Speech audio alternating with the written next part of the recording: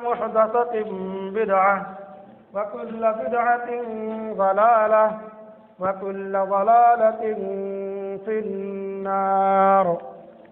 أعوذ بالله السميع العليم من الشيطان الرجيم من همزه ونفخه ونفسه. بسم الله الرحمن الرحيم. قاف والقرآن المجيد بل عجبوا أن جاءهم منذر منهم فقال الكافرون هذا شيء عجيب أإذا متنا وكنا ترابا ذلك رجع بعيد قد علمنا ما تنقص الأرض منهم وعندنا كتاب حفيظ بل كذبوا بالحق لما جاءهم فهم في أمر مريج أفلم ينظروا إلى السماء فوقهم كيف بنيناها وزيناها وما لها من فروج والأرض مددناها وألقينا فيها رواسي وأنبتنا فيها من كل زوج بهيج تبصرة وذكرى لكل عبد منيب ونزلنا من السماء ماء مباركا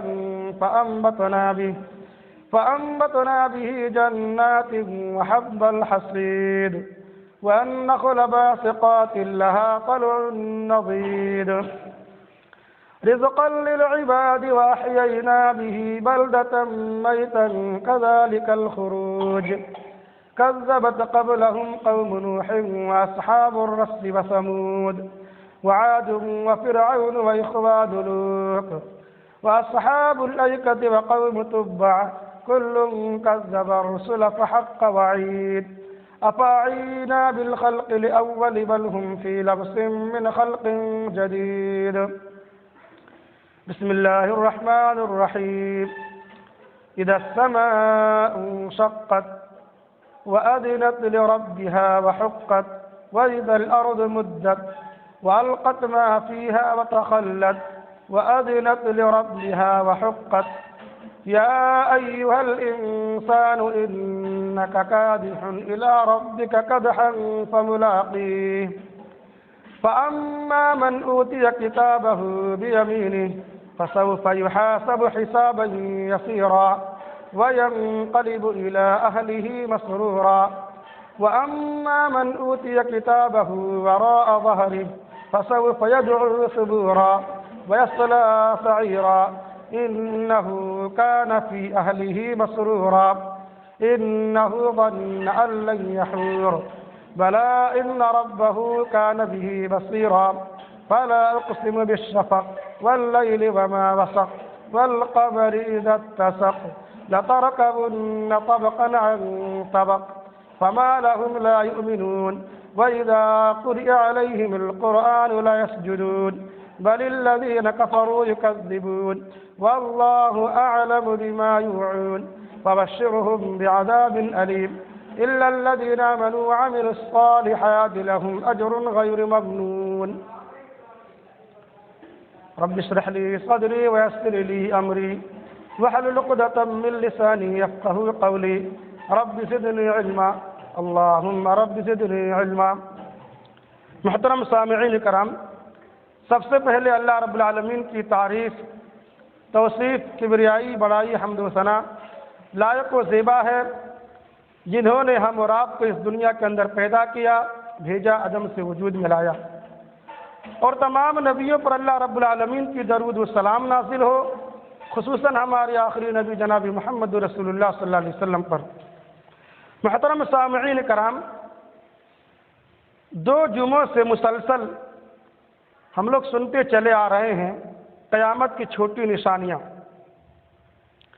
محترم سامعین کرام، اللہ رب العالمین نے انسانوں کو بعث بعد الموت، یعنی آخرت میں کیا ہوگا، مرنے کے بعد کیا ہوگا، یہ جو عقیدہ ہے بعث بعد الموت کا جو عقیدہ ہے، اس عقیدہ پر آدمی کی ایمان کو مضبوط کرنے کے لیے کہ آدمی اپنے ایمان کو اس پر مضبوطی سے قائم و دائم رکھے، اس عقیدہ جو قرآن کریم میں اللہ رب العالمین نے کئی جگہوں میں، بہت سارے جگہوں میں مختلف انداز سے، مختلف اسلوب و پیرائے سے بیان کیا ہے، کیونکہ اگر آدمی کو اس بات پر یقین ہو اور مکمل یقین ہو کہ ہم کو ایک دن مر کے اللہ رب العالمین کے سامنے حاضری دینا ہے، ہم ایک دن دنیا چھوڑ کر جائیں گے اور وہاں اللہ رب العالمین کے دربار میں ہمیں حاضری ہوگی، ہم سے حساب و کتاب ہوگا،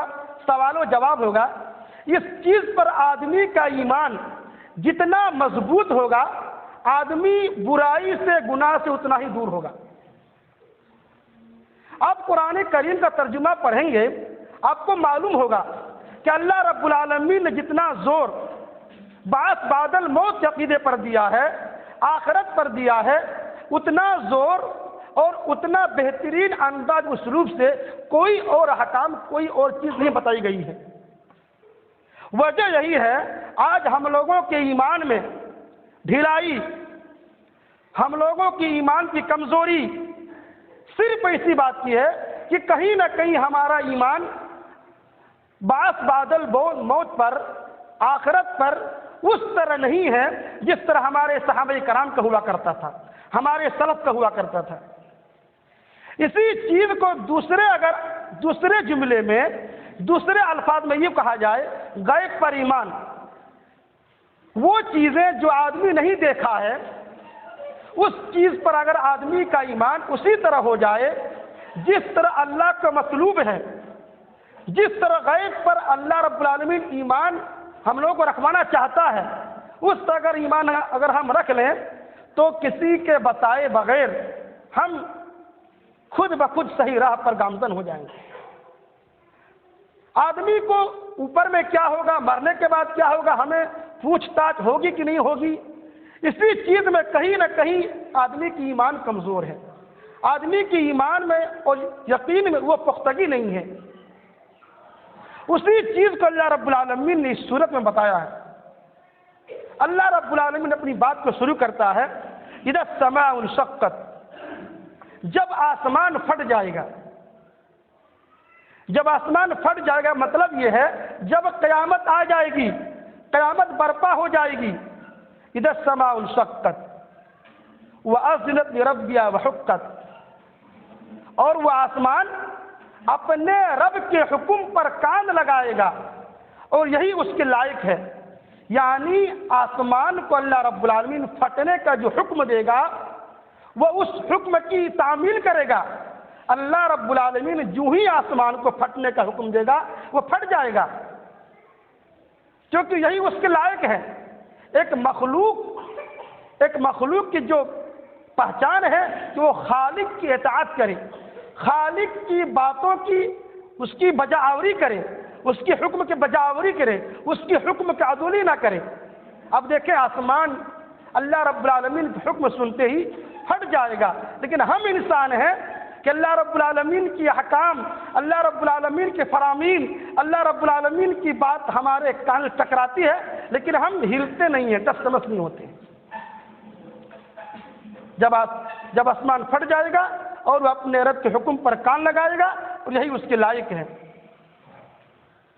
اذا السماء انشقت واذنت لربها وحقت واذا الارض مدت، اور جب زمین پھیلا دی جائے گی، جب زمین پھیلا دی جائے گی اس کا مطلب یہ ہے زمین کے لمبائی اور چوڑائی میں اللہ رب العالمین مزید وسعت کر دے گا، مزید کشادہ کر دے گا۔ ایک مطلب تو یہ ہے۔ دوسرا مطلب یہ ہے کہ زمین پر جو پہاڑ وغیرہ ہیں، جو ٹیلے وغیرہ ہیں، اللہ رب العالمین ان کو ریزہ ریزہ کر کے برابر کر دے گا۔ جب ظاہر سی بات ہے جو پہاڑ کی جو اونچائی ہے وہ چوڑائی میں بدل جائے گی، تو زمین کی چوڑائی بڑھ جائے گی جب زمین پھیلا دی جائے گی۔ وَأَلْقَتْ مَا فِيهَا وَتَخَلَّتْ، اور زمین اپنے اندر چھپی ہر چیز کو ظاہر کر دے گی اور وہ خالی ہو جائے گی۔ وَأَلْقَتْ مَا فِيهَا وَتَخَلَّتْ، زمین اپنے اندر چھپی ہر چیز کو ظاہر کر دے گی اور خالی ہو جائے گی۔ مطلب کیا ہے؟ اس کا مطلب یہ ہے کہ زمین کے اندر جتنے مردے دفن ہیں وہ تمام کے تمام زندہ ہو کر باہر آ جائیں گے۔ اسی طرح زمین کے اندر خزانے کی شکل میں جو معدنیات ہیں، چاہے وہ سونے کی شکل میں ہو، چاندی کی شکل میں ہو، ابرق کی شکل میں ہو، لوہے کی شکل میں ہو، جتنے بھی خزانے ہیں وہ تمام کے تمام خزانے اور مردے زمین باہر نکال دے گی۔ وَأَذْنِ رَبِّ وَحُقَّتْ، اور زمین اپنے رب کے حکم پر کان لگائے گی، یہی اس کے لائق ہے۔ یعنی خالی کرنے کا، زمین کے اندر جو چیز ہے، زمین کو جو خالی کرنے کا حکم دیا جائے گا کہ تم اپنے اندر کی چیز کو باہر کر دو اور خالی کر دو، تو وہ اس حکم کی بجاوری کرے گا۔ یعنی اس کو ٹھوس اردو میں اگر ہم کہیں، یہ کہہ سکتے ہیں یعنی زمین کو القاء اور تخلی کا جو حکم ہوگا وہ اس کے مطابق عمل کرے گا۔ یہاں سے اب یہ 5 چیزیں، آسمان پھٹ جائے گا، زمین پھیلا دی جائے گی اور زمین اپنی تمام چیزوں کو باہر نکال دے گی، یہ تمام واقعہ جب ظہور ہوگا، یہ تمام جب حادثے رونما ہوں گے تو انسان اپنے تمام کیے دھرے کو جان لے گا۔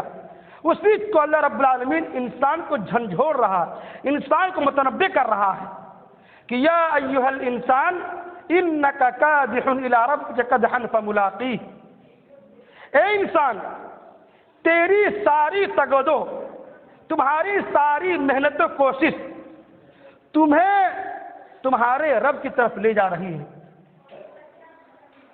تمہاری ساری تگودو اور محنت و کوشش تمہیں تمہارے رب کی طرف لے جا رہی ہے اور بالآخر تم اپنے رب سے ملاقات کرو گے۔ کہنے کا مطلب یہ ہے کہ انسان کی زندگی جہد و عمل سے بھری پڑی ہے۔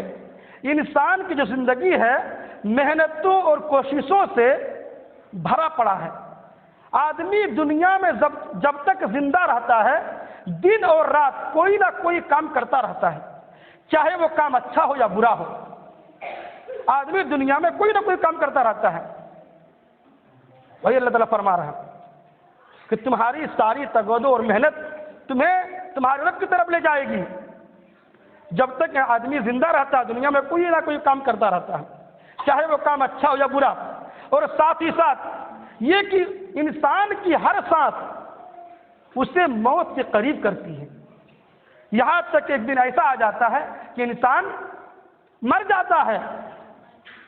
تو اللہ تعالیٰ فرما رہا ہے کہ جب تم مر جاؤ گے تو تمہاری کوشش یہ ہونی چاہیے کہ تم ایسا عمل کرو جس عمل سے اللہ تعالیٰ کی رضامندی حاصل ہو، جس سے تم اللہ کی ناراضگی سے بچ سکو۔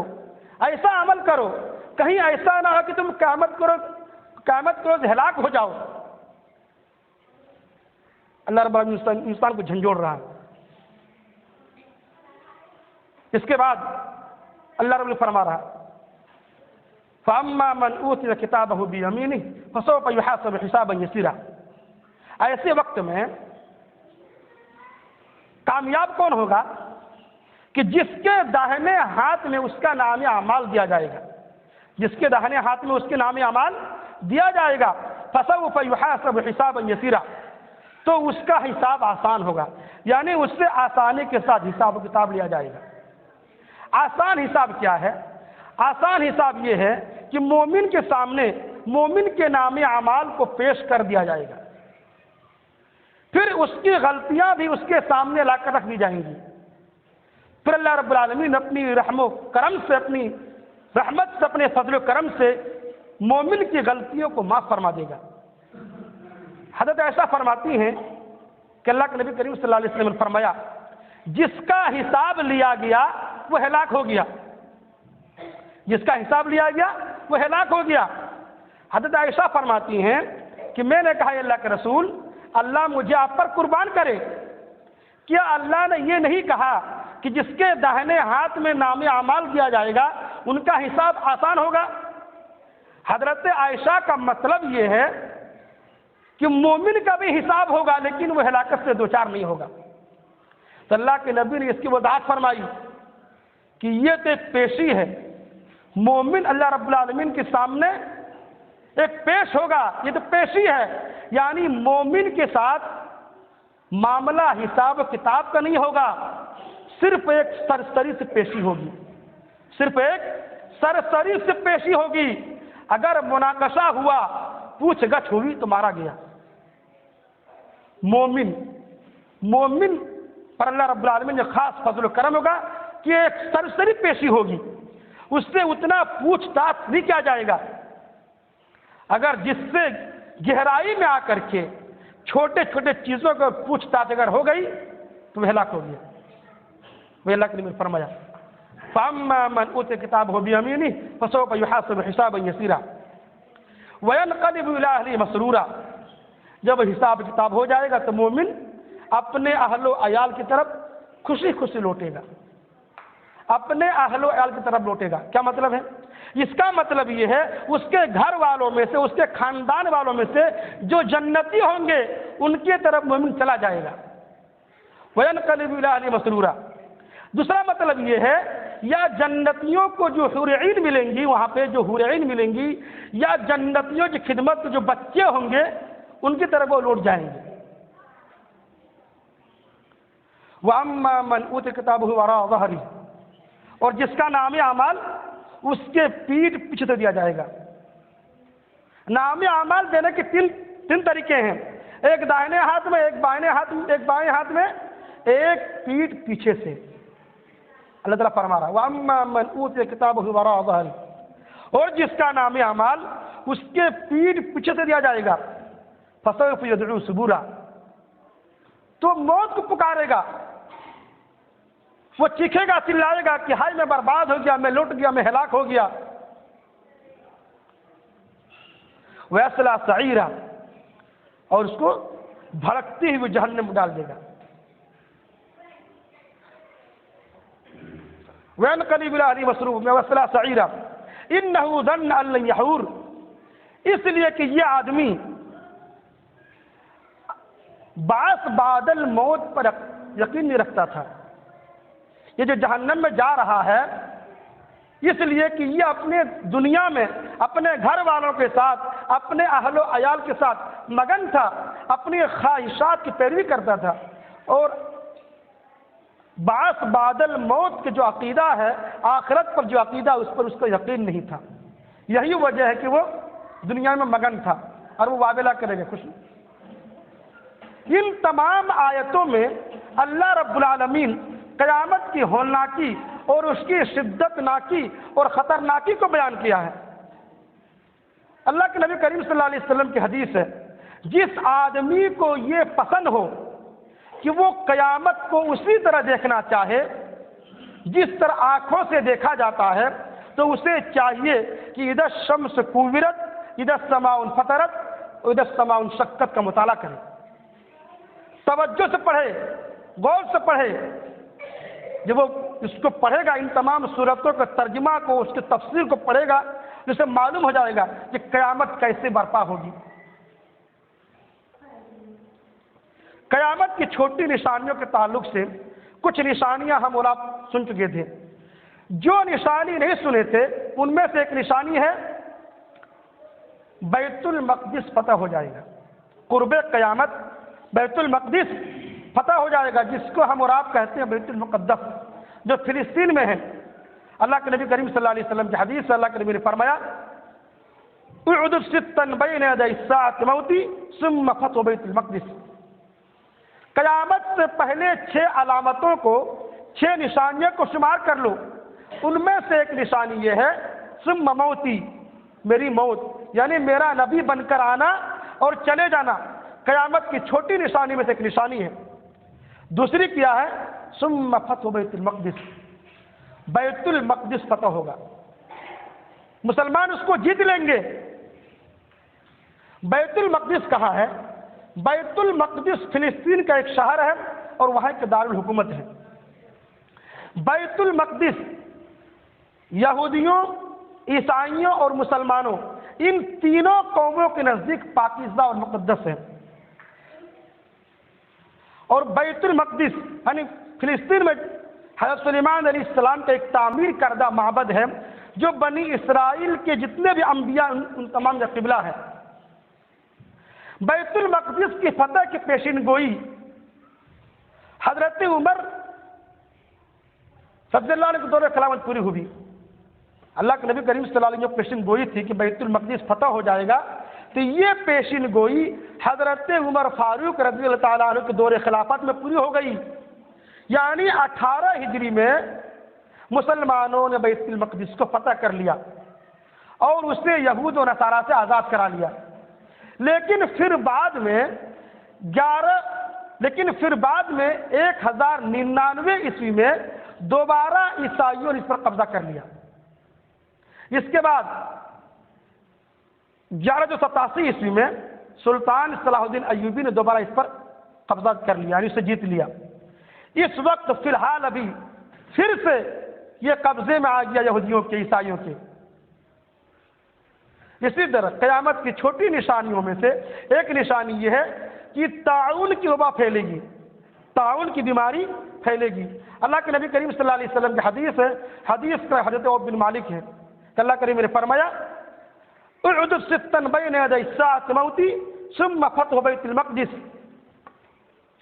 ثم یاخذ موتان، کہ قیامت سے پہلے 6 علامتیں شمار کر لو، ان میں سے ایک میری موت ہے، پھر بیت المقدس کی فتح ہے، پھر تم میں سے ایک وبا شدت کے ساتھ پھیل جائے گی جیسے بکریوں میں پھیلا کرتا ہے۔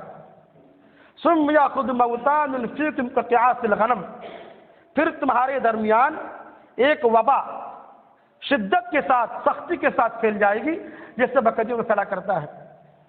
یہ وبا ہمارے درمیان پچھلے سال سے پھیل چکی ہے اور اس بیماری کا ہم لوگ شکار ہیں، جسے ہم لوگ کووڈ-19 کے نام سے جانتے ہیں۔ طاعون کی بیماری کیا ہے؟ طاعون ایک متعدی بیماری ہے، یعنی چھوت چھات کی بیماری ہے، لگ جانے والی بیماری ہے، اور یہ بیماری اتنا خطرناک ہے اگر اس کے علاج میں اگر آدمی سستی کرے گا، جلدی سے علاج نہیں کروائے گا، تو 60 سے 90% لوگ مر سکتے ہیں اس بیماری سے۔ اس بیماری کا جو ذکر حدیث میں آیا ہے، اس بارے میں ایک امام ہے حافظ ابن حجر، وہ فرماتے ہیں کہ یہ بیماری طاعون امواس میں پھیل چکی تھی۔ فرماتے ہیں کہ ان هذه الآیت ظہرت فی طاعون امواس، کہ یہ وبا، یہ بیماری طاعون امواس میں پھیل چکی تھی۔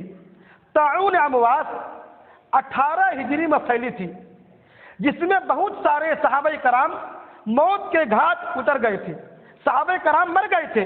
انہی میں سے ایک صحابی جس کا لقب امین الامت ہے، یعنی حضرت ابو عبیدہ بن جراح رضی اللہ تعالیٰ عنہ، اسی بیماری کے شکار ہو گئے۔ جو سیرت کا مطالعہ کرتے ہیں، تاریخ کا مطالعہ کرتے ہیں، اس کو پتا ہوگا کہ حضرت ابو عبیدہ کون تھے۔ اس امت کے رازدان، امین الامت، اس امت کے امین تھے، امین کا خطاب دیا گیا اسے۔ تو وہ صحابی اسی بیماری میں شکار ہوئے اور مر گئے۔ اسی طرح قیامت کی چھوٹی نشانیوں میں ایک نشانی ہے، حجاز کے زمین سے آگ کا ظہور ہوگا۔ حجاز کی زمین سے آگ نکلے گی۔ اللہ کے نبی کریم صلی اللہ علیہ وسلم نے فرمایا لا تقوم الساعة حتى تخرج نار من ارض الحجاز حتى تضيء اعناق الابل ببصرى، کہ قیامت قائم نہیں ہوگی یہاں تک کہ حجاز کے زمین سے آگ نکلے گی، اور وہ آگ بصرہ شہر میں اونٹوں کی گردنیں روشن کر دیں گی۔ حجاز سعودی عرب کا ایک علاقہ ہے۔ اللہ کے نبی فرمایا کہ قیامت قائم نہیں ہوگی یہاں تک کہ حجاز کی زمین سے آگ نکلے گی اور وہ آگ بصرہ شہر میں اونٹوں کی گردنیں روشن کر دیں گی۔ اس آگ کے بارے میں جو حدیث میں جو آگ کی ذکر ہے، اس آگ کے بارے میں امام نووی 6 کتابیں ہیں، بخاری، مسلم، ترمذی، ابن ماجہ، نسائی۔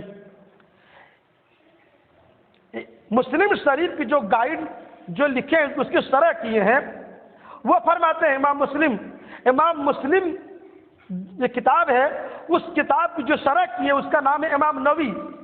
امام نووی فرماتے ہیں اس آگ کے تعلق سے کہ یہ آگ 654 ہجری میں مدینہ کے پوروی جانب، مدینہ کے مشرقی جانب حرا کے پیچھے سے نکل چکی ہے۔ اسی طرح اسی آگ کے تعلق سے ایک حافظ، ایک امام اور ہے حافظ ابن کثیر، آپ لوگوں نے سنا ہوگا تفسیر ابن کثیر۔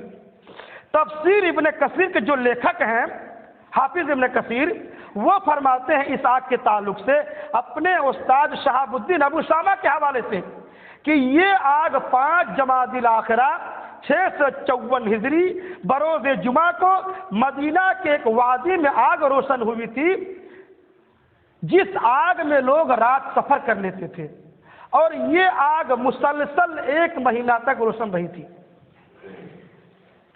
یہ تمام کی تمام قیامت کی چھوٹی نشانیاں ہیں جو کہ ظاہر ہو چکی ہیں۔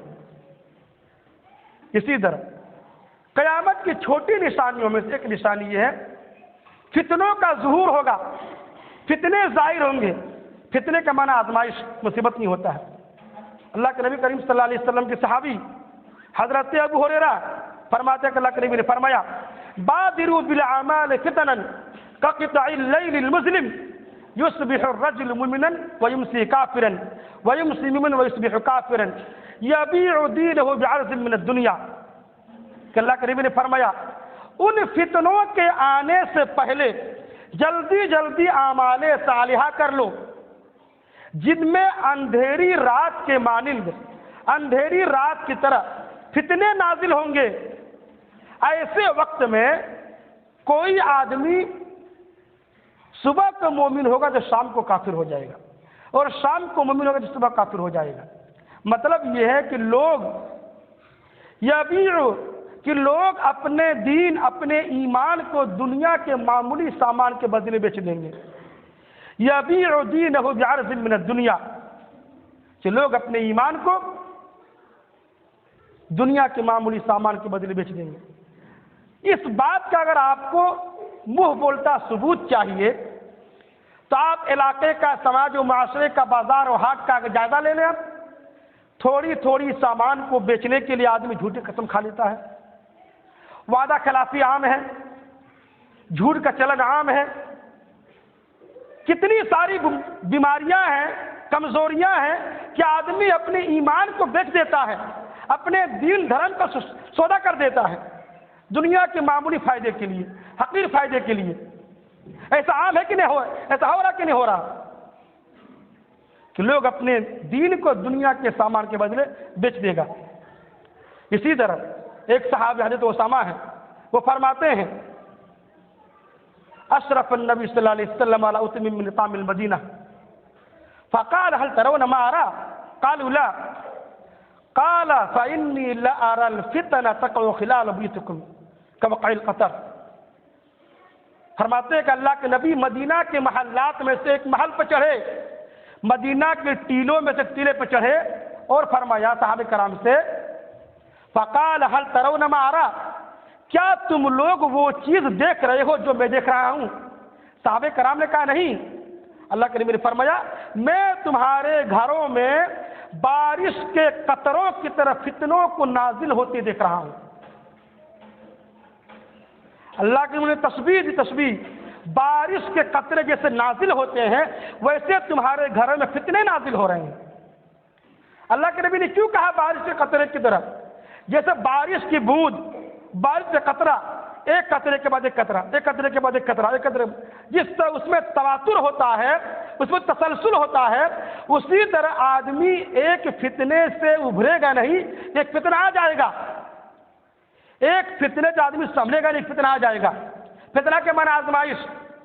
آج کل آپ دیکھ لیں آدمی جو جھوٹ سچ کر رہا ہے، سچ کو غلط میں، غلط کو سچ میں ملا رہا ہے، کس لیے؟ اپنے گھر کو چلانے کے لیے، بال بچے کے پرورش کے لیے۔ ایک فتنہ ہے کہ نہیں فتنہ ہے؟ مال کا فتنہ، شہوات کا فتنہ، جائیداد کا فتنہ، کتنے فتنے ہیں، موبائل کا فتنہ، میڈیا کا فتنہ۔ آدمی چاہتا ہے کہ میں یہ کام نہ کروں، اس بلا سے میں بچوں، لیکن آدمی چاہتے بھی نہیں بچ پاتا ہے۔ ایسے ایسے آلہ کار، ایسی ایسی مشینیں آ گئی ہیں کہ آدمی برائی سے بچنا چاہتا ہے لیکن بچ نہیں پاتا ہے۔ یہ سب کیا ہے؟ تمام فتنے ہیں، یہ سب فتنوں کا دور ہے یہ۔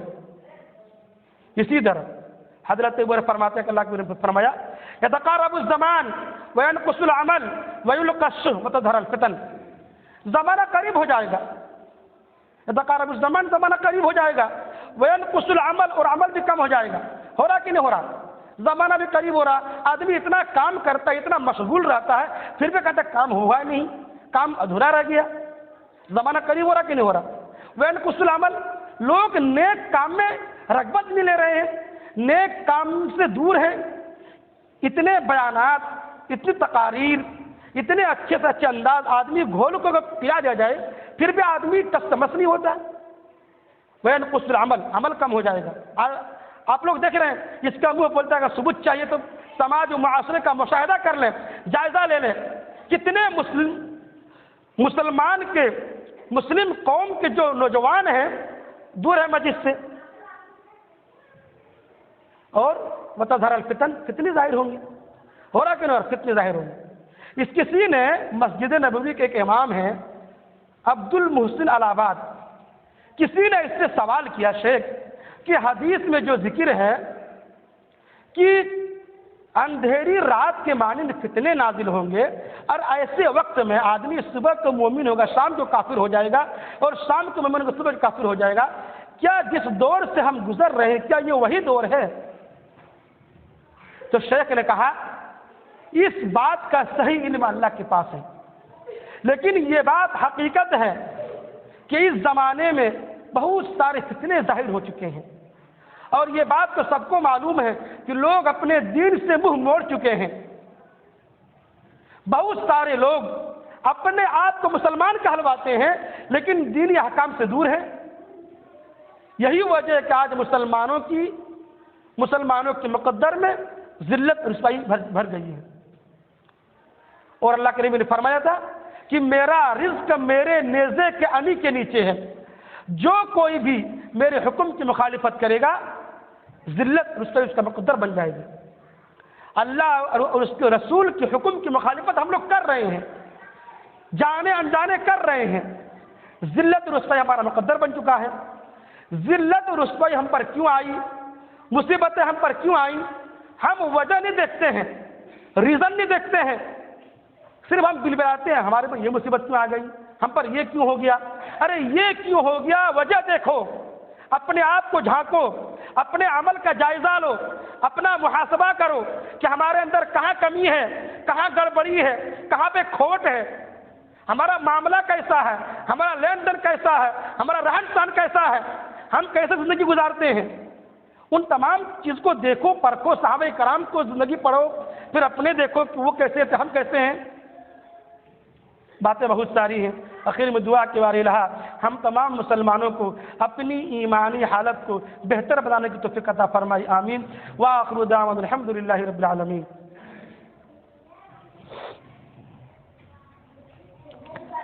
ان الحمد للہ نحمده ونستعينه ونستغفره ونعوذ بالله من شرور أنفسنا ومن سيئات أعمالنا، من يهده الله فلا مضل له ومن يضلله فلا هادي له، وأشهد أن لا إله إلا الله وأشهد أن محمدا عبده ورسوله، أما بعد فإن خير الحديث كتاب الله، وخير الهدي هدي محمد صلى الله عليه وسلم، وشر الأمور محدثاتها، وكل محدثة بدعة، وكل بدعة ضلالة، وكل ضلالة في النار۔ أعوذ بالله السميع العليم من الشيطان الرجيم، من همزه ونفخه ونفسه، بسم الله الرحمن الرحيم۔ إن الله وملائكته يصلون على النبي، يا أيها الذين آمنوا صلوا عليه وسلموا تسليما۔ اللهم صل على محمد وعلى آل محمد كما صليت على إبراهيم وعلى آل إبراهيم إنك حميد مجيد۔ اللهم بارك على محمد وعلى آل محمد كما باركت على إبراهيم وعلى آل إبراهيم إنك حميد مجيد۔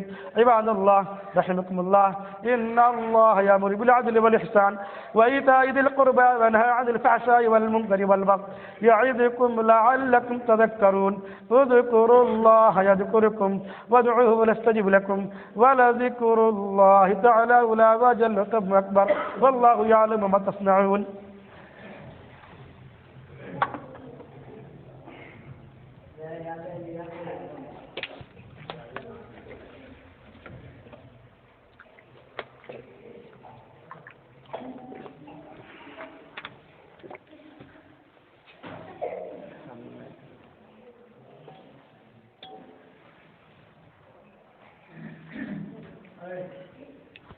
الله أكبر الله أكبر أشهد أن لا إله إلا الله أشهد أن محمدا